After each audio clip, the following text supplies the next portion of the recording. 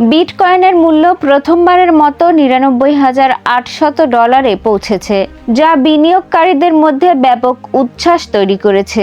Donald ট্রাম্পের পুনর্নির্বাচনের পর থেকে মাত্র 3 সপ্তাহে বিটকয়েনের মূল্য 45% বেড়েছে। চলতি বছরের শুরুতে $38,505 থেকে এখন প্রায় দ্বিগুণেরও বেশি হয়েছে এর দাম।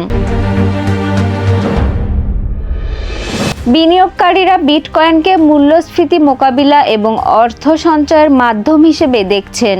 এক বিনিয়োগকারী বলেন, বিটকয়েন আমাদের দুর্বল অর্থনীতিতে ভরসা যোগাচ্ছে।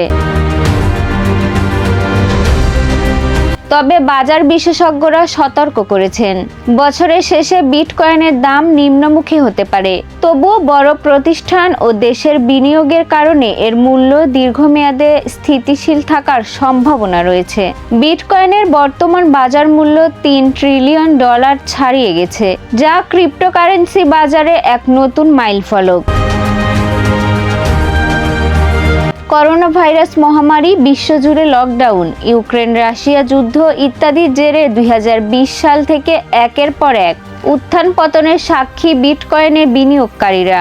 সবশেষ চলতি বছরের শুরু থেকেই ধীরে ধীরে চাঙ্গা হতে শুরু করে বাজার। 47তম মার্কিন প্রেসিডেন্ট নির্বাচনে ট্রাম্প জয়ী হওয়ার পর ইতিহাসে প্রথমবার নভেম্বরে $1,90,000 পৌঁছায় বিটকয়েনের দাম।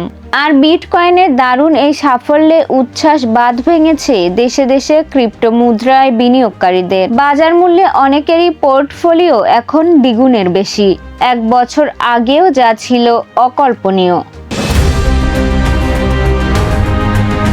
ডেস্ক রিপোর্ট, সবুজ বাংলা।